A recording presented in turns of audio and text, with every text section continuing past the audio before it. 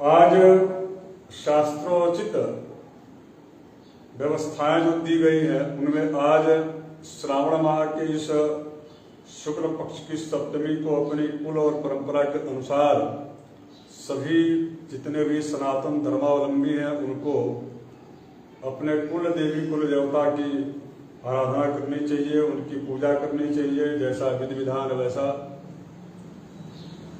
क्योंकि हर परंपरा कुल परंपरा के अनुसार स्थान के अनुसार होता है।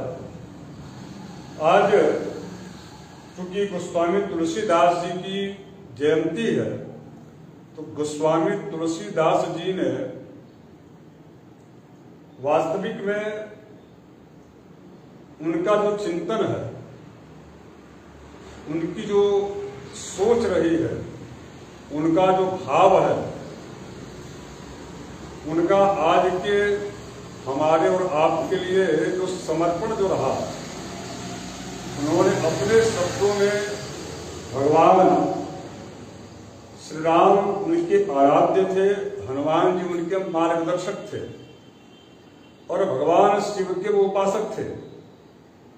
तीनों ही चीजें रही हैं। आपने देखा होगा कि मानस के जितने भी 7 सोपान हैं उन 7 सोपानों का जो श्लोक है जिससे जैसे बालकांड का है वर्णानाम ऋषंघानाम रसानाम छंदसामपि, इसके पश्चात जो है बालकांड के पश्चात का जो कांड है वह चूंकि अयोध्या कांड है और अयोध्या के पश्चात आपने देखा होगा उसमें भी अयोध्या कांड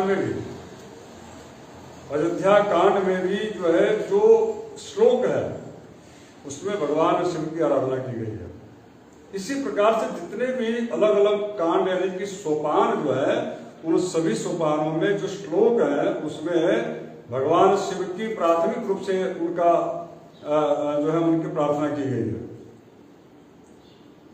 सुंदर कांड के बाद से वहां पर जो है प्रधानता अपने श्लोक के माध्यम से गोस्वामी तुलसीदास जी भगवान श्री हरि भगवान श्री राम जी को देते हैं।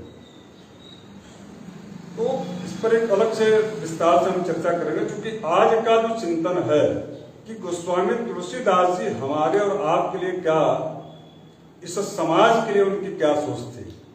उन्होंने उत्तर कांड में जब रामचरितमानस का प्रसंग जब उन्होंने अपने शब्दों में ग्रंथित कर दिया अर्थात उसकी रचना जब कर दी उन्होंने, उसके पश्चात कलिकाल के वर्णन के क्रम में उन्होंने अपनी सोच को व्यक्त की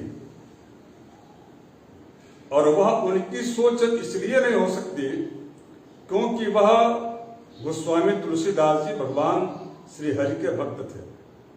अर्थात एक साधारण जो भक्त होता है उसकी सोच कभी व्यक्तिगत नहीं होती बल्कि वह समग्र समाज के लिए होती है और समग्र समाज का सोच होता है, आने वाले समय का होता है, आने वाले जो कालखंड है उन कालखंडों में उसका एक चिंतन होता है कि उस कालखंड में ऐसा ऐसा होगा। एक चौपाई है उत्तरकांड की जो कि आज के समाज को चिंतन के लिए विवश करता है कि गोस्वामी तुलसीदास जी का चिंतन हमारे आप के प्रति कैसा रहा होगा और क्या था, वो कहना क्या चाह रहे थे।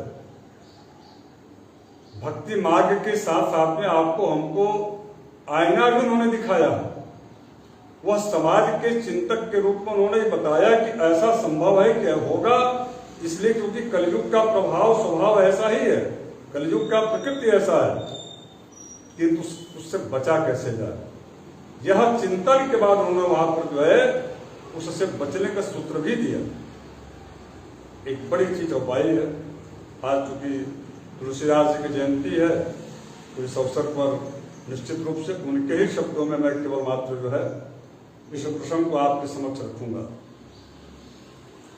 कलिमल मथन नाम ममताहं, कलिमल मथन नाम ममताहं, तुलसीदास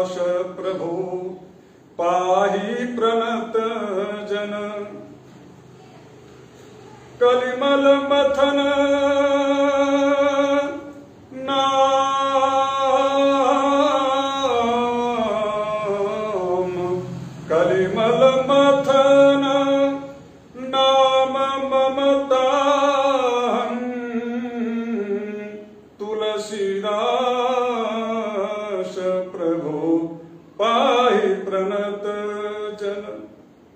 कितनी अच्छी बात उन्होंने कहा कि कलियुग में, और कलियुग का स्वभाव ऐसा होगा, कलियुग में प्रभाव कलिकाल का ऐसा होगा कि इस कलिकाल में जो पाप जो होगा कलियुग में, उस पाप को मथ करके, और केवल मात्र यही एक सूत्र है जिसके माध्यम से उस पाप को निकाला जा सकता है। वो सूत्र क्या है कि कलियुग युग एक नामय धारा,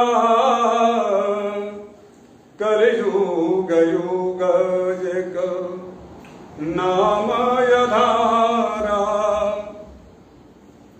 सुमिरी सुमिरी सुमिरी सुमिरी उतरहि नर पारा, कलियुग युग एक नामय धारा, सुमिरी सुमिरी उतरहि नर पारा।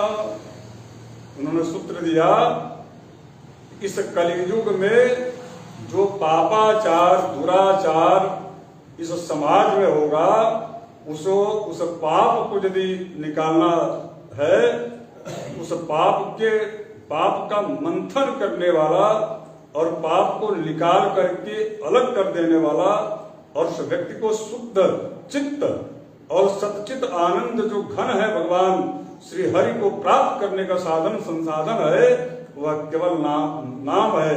और वो नाम क्या है? हरे राम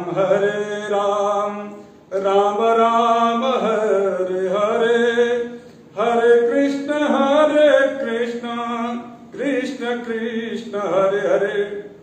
नाम प्रभु का नाम, राम नाम, हरि नाम, इनके नाम के संकीर्तन से कलिकाल का जो पाप है वह मत करके और निकाला जा सकता है, यानी कि हटाया जा सकता है।